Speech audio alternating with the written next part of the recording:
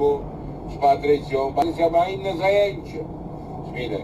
Przyjeżdżaj do Polski, nic się nie ma. Nawet gdybyś trafił na Białękę, pelochę będziemy dla Ciebie mieli taką do pół metra, także w kuplu Ci wielkiej szkody nie narobi. Przyjeżdżaj, żeby Ci do głowy nie pod...